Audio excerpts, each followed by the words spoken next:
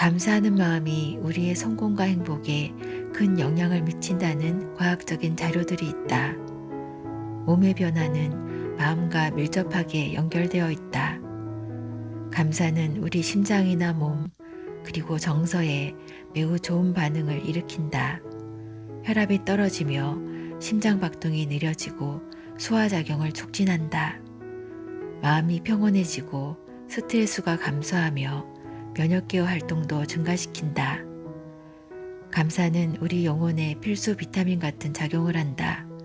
감사를 우리 생활의 중심으로 삼아 매일을 살아간다면 물질적인 풍요와 함께 영적인 풍요와 행복도 누릴 수 있을 것이다.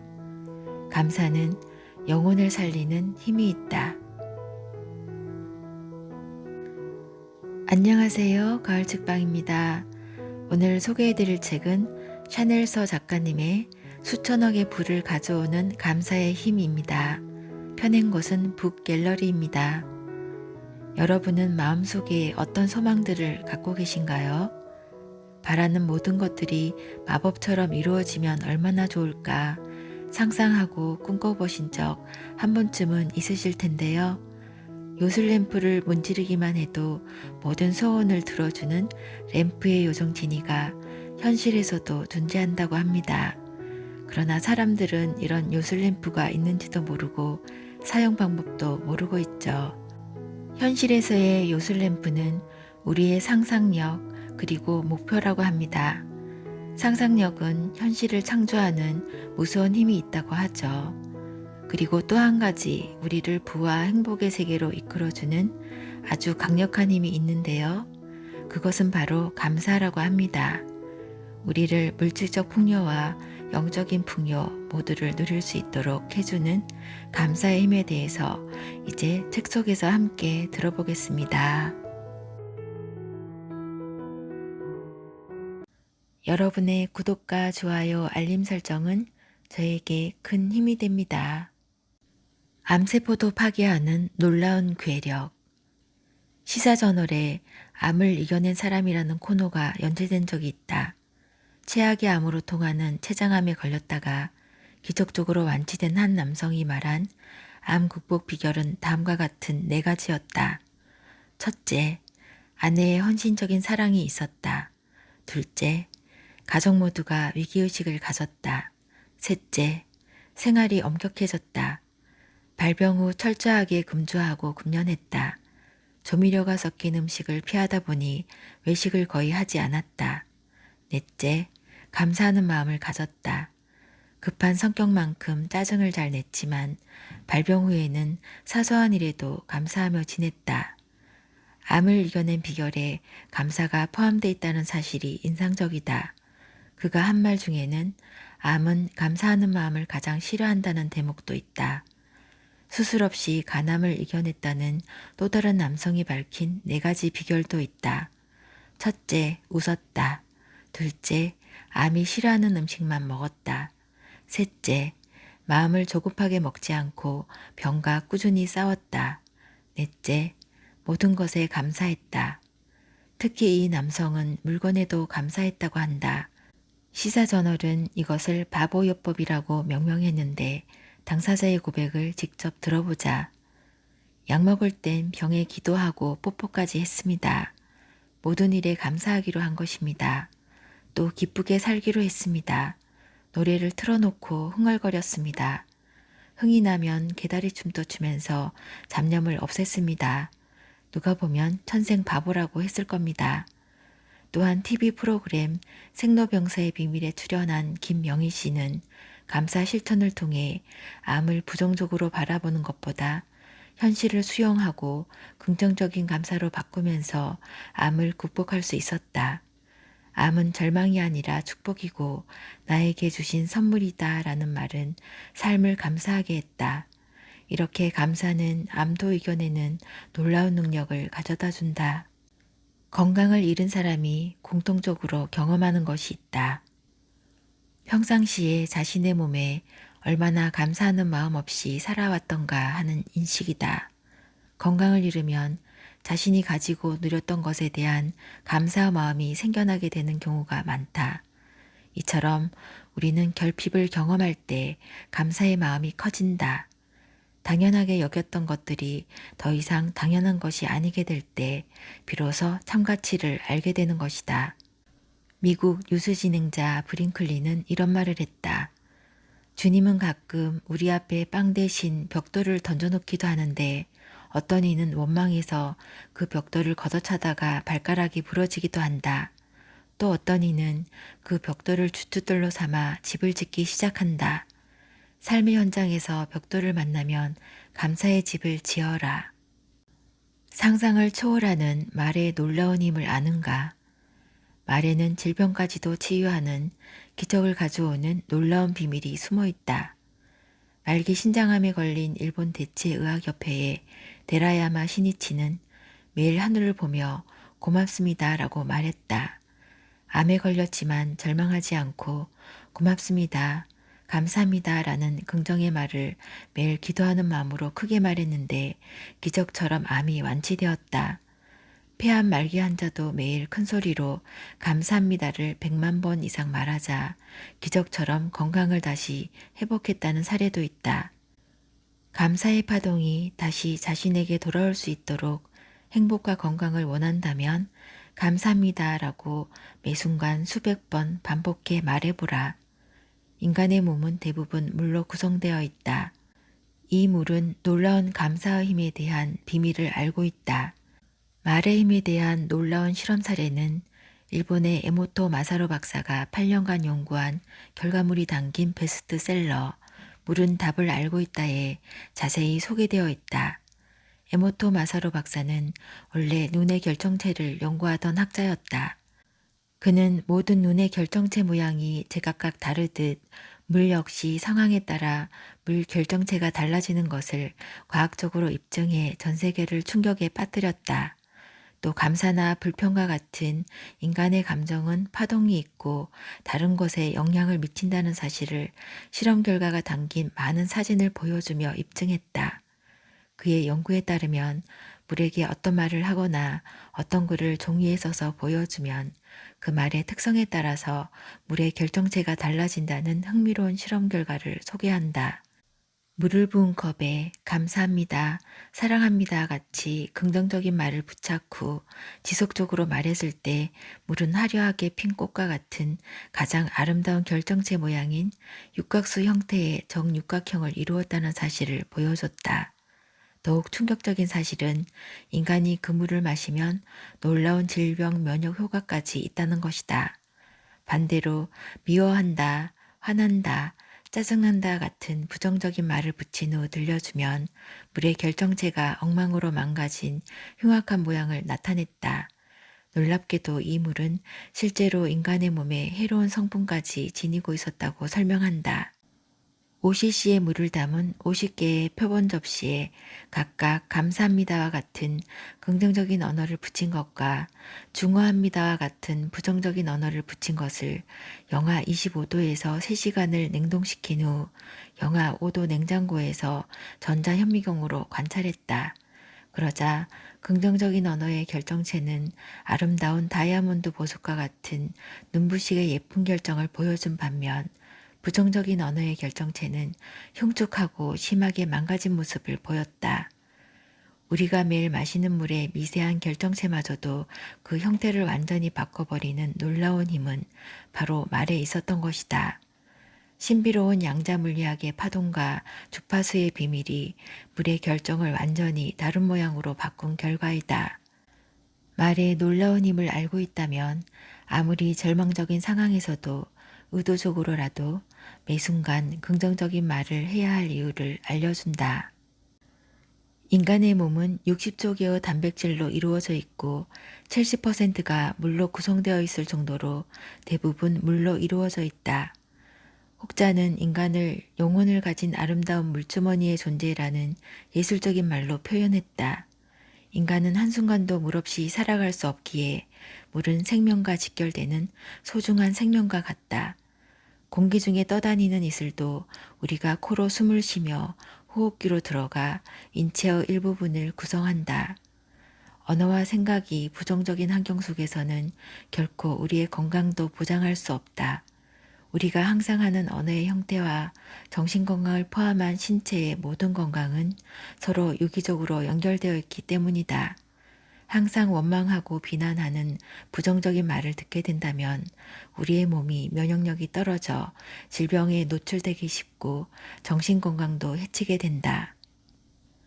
남을 욕하는 순간 그 누구보다 가장 먼저 부정적인 에너지를 접하게 되는 것은 바로 나 자신이다. 다른 사람을 위해서가 아닌 나 자신을 위해서 부정적인 것들과 싸워 이기고 항상 긍정적인 에너지를 유지시켜야 한다. 국내 프로축구팀 포항에서도 감사하는 마음이 어떻게 식물의 성장에 영향을 미치는지 실험을 했다. 선수들이 숙소에서 아침 훈련 나갈 때 한쪽 고구마에는 사랑스러운 고구마야, 너는 참 예쁘구나.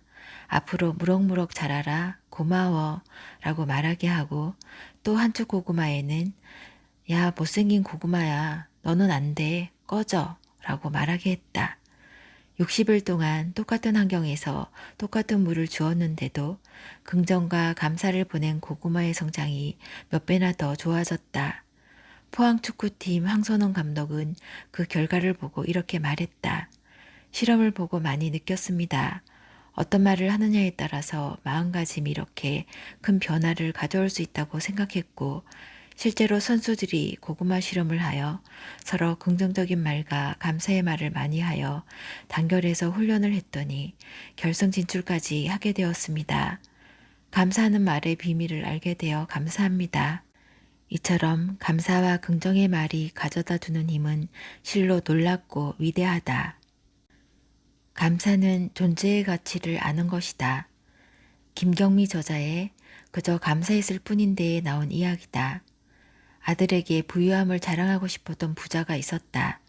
부자에게는 7살 난 아들이 있었다. 아들에게 얼마나 부자인지 자랑하고 싶어서 아들에게 가난한 사람들이 어떻게 사는지 보여주고 싶었다. 그래서 거대한 자신의 저택에서 차를 몰고 가난한 친구가 사는 어느 시골로 갔다.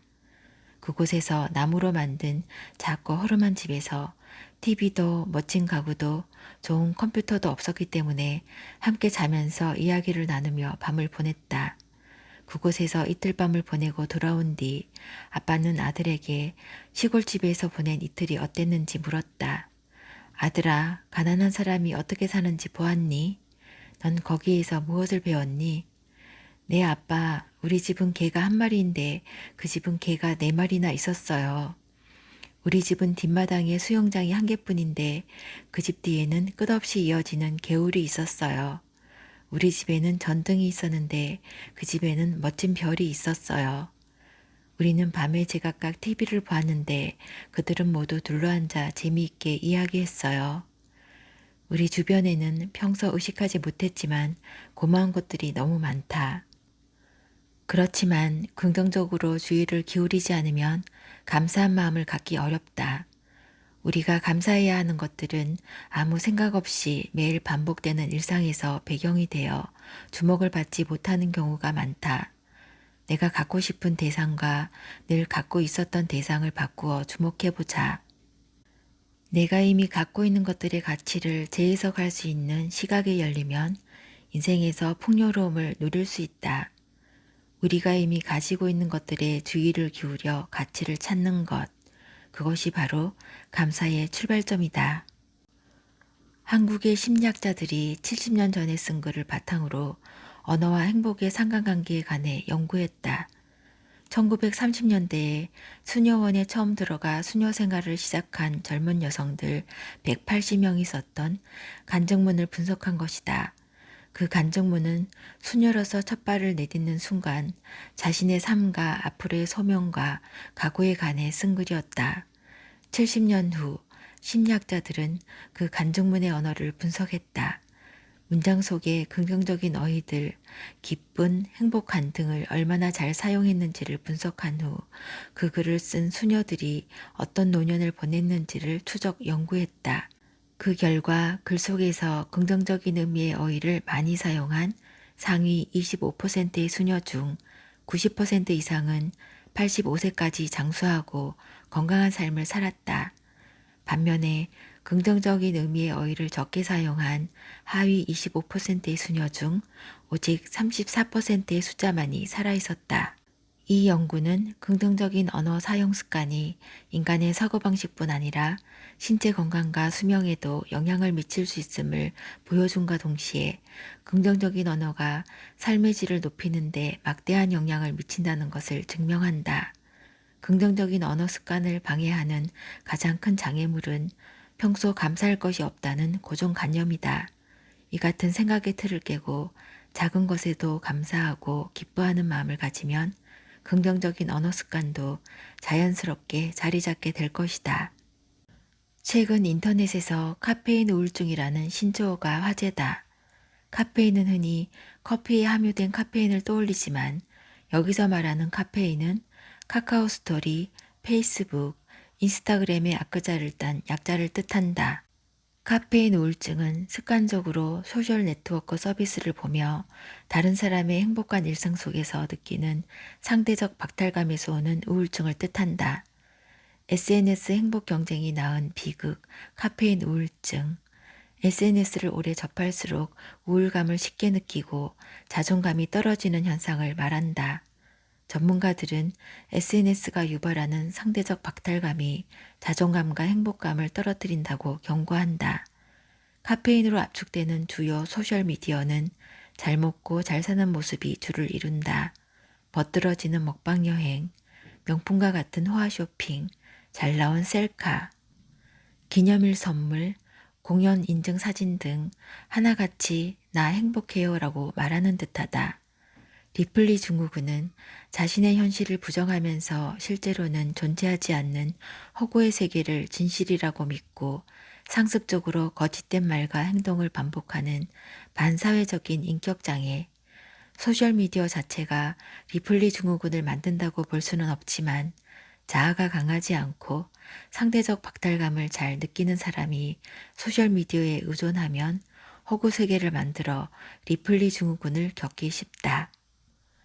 SNS가 긍정적인 기능을 하는 공간일지라도 SNS상에서 타인의 행복이 자신의 불행이라고 여겨진다면 SNS 사용을 멈추는 게 좋다. 또한 남에게 보이기 위해서 자신을 행복으로 포장해 SNS를 하는 것은 좋지 않다. 진정한 행복은 남에게 보여주기 위한 감정이 아니라 자신의 모습을 있는 그대로 인정하고 수용하는 것이기 때문이다.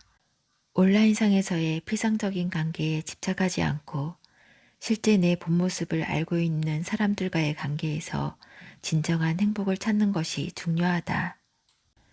전 세계인의 존경을 받는 노벨 평화상 수상자이자 남아프리카 공화국의 첫 흑인 대통령 넬슨 만델라. 그는 세계 정상 중에서 가장 오랫동안 감옥에 갇혀 있었다. 놀랍게도 그는 46세 때부터 27년 동안이나 감옥살이를 한 대통령으로도 유명하다. 만델라가 27년간 옥살이를 마치고 출소하던 날 세계 각국의 외신 기자들이 몰려와 열띤 취재 경쟁을 벌였다. 모두 그가 아주 허약한 건강 상태로 나올 것으로 예상했다. 소중한 인생의 3분의 1을 감옥에서 보내야 했고 그것도 사익을 위해서가 아니라 의로운 일을 하다 투옥됐다면 얼마나 억울하겠는가. 대부분은 분노와 좌절 속에서 건강이 극도로 쇠약해지거나 생명을 포기하고 말았을 것이다. 그러나 억울하게 감옥살이를 하면서도 분노 대신에 감사를 택한 사람이었다. 추록날 만델라는 나이가 70세가 넘었는데도 너무 건강한 모습으로 감옥에서 걸어 나왔다. 깜짝 놀란 기자가 만델라에게 다가와 물었다. 다른 사람은 5년만 감옥살이를 해도 건강을 잃는데 어떻게 27년 동안 감옥살이를 하고서도 이렇게 건강할 수 있습니까? 그러자 만델라는 우렁찬 목소리로 이렇게 대답했다. 저는 감옥에서도 항상 감사하는 마음을 잊지 않았습니다. 하늘, 땅, 물 등 어느 것 하나 감사하지 않은 일이 없습니다. 강제노역 할 때조차 감사한 마음으로 했습니다. 그러잖아도 운동량이 부족했는데 강제노역이라는 명목으로 운동까지 시켜주니 얼마나 감사합니까? 끝을 전혀 알 수 없는 지옥 같은 상황 속에서조차도 결코 감사의 마음을 잃지 않았던 넬슨 만델라. 그가 출소한 후에 대통령에 당선되고 노벨 평화상까지 수상한 기적 같은 삶은 오직 감사의 힘으로 이루어낸 결과였다. 감옥 밑바닥에서 감사로 일구어낸 기적이다. 기적은 절대 멀리 있지 않으며 항상 우리 주변에 있다. 작고 사소한 일에도 항상 감사하는 습관이 바로 기적을 창조해낼 수 있는 비결이다. 감사는 기적을 창조해내는 마법 같은 도구라는 것을 기억하자. 세계적인 일본의 대기업 파나소닉을 창업한 마스시타 고노스케를 아는가? 그는 일본에서 경영의 신으로 추앙받으며 그 성공 스토리는 지금까지도 많은 이들에게 본보기가 되고 있다. 그는 4살 무렵 집안이 몰락하자 화롯가게, 자전거 가게의 점원, 시멘트 운반 인부로 일하며 젊은 시절을 보냈다. 그러다가 22살 스스로 개발한 전기 소켓을 토대로 사업을 시작해 13만 명의 종업원, 570개의 계열사에 이르는 대기업을 키워냈다. 마스시타는 자신의 과거에 대해 이렇게 수레한다. 전 가난한 집안에서 태어난 덕분에 어릴 때부터 갖가지 힘든 일을 하며 세상살이에 필요한 경험을 쌓았습니다. 저는 허약한 아이였던 덕분에 운동을 시작해 건강을 유지할 수 있었습니다. 저는 학교를 제대로 마치지 못했던 덕분에 만나는 모든 사람이 제 선생이어서 모르면 묻고 배우며 익혔습니다. 가난과 허약함조차 자신의 발판이라고 말했던 그는 이런 마음가짐을 통해 열정을 불태울 수 있었다. 이처럼 자신을 바꾸고 세상을 바꾸는 열정의 근원은 바로 마음과 태도에 있다. 열정은 감사하는 마음, 겸손한 마음에서 시작된다. 주어진 것 안에서도 최선을 다하려는 마음가짐이 우리의 심장을 뜨겁게 하는 것이다. 최악의 상황이든 최고의 상황이든 항상 감사하는 마음을 연습하라. 감사하는 마음과 비관적인 생각을 동시에 가질 수 있을까? 불가능할 것이다.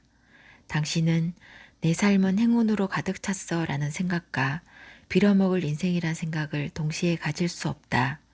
그것은 상반되는 언어 이상의 의미가 있다. 파동이 전혀 다른 것이다. 당신이 낙천주의자라면 삶은 근본적으로 행복한 것이며 살만한 가치가 있다고 생각할 것이다.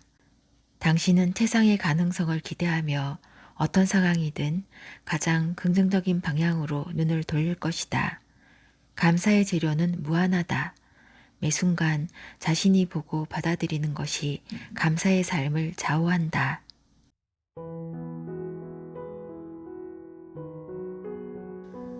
샤넬서 저자의 수천억의 부를 가져오는 감사의 힘 읽어드렸습니다. 행복을 위해 감사로 무장하라는 저자의 말은 평소에도 감사하며 살아야지 했었지만 더 각성하게 만드는 말이었습니다. 우리가 이미 가지고 있는 것들에 주의를 기울여 가치를 찾는 것, 그것이 바로 감사의 출발점이다. 책 속의 이 문장이 새삼 와닿았습니다. 내가 이미 가지고 있고 누리고 있는 것들이 얼마나 많은가에 대해 다시 한번 되새기고 생각하게 하는 내용들이었습니다. 매일 매 순간 의도적으로 긍정적인 말하기, 이를 통해 더 좋은 것, 원하는 것 끌어당기기, 실천해 보시면 어떨까 싶습니다. 감사와 긍정으로 인생의 행복을 찾고 원하는 바를 성취하고 풍요로움을 누리고 나누는 삶에 이 책이 도움이 되셨기를 바랍니다. 들어주셔서 감사합니다. 편안한 시간 보내세요.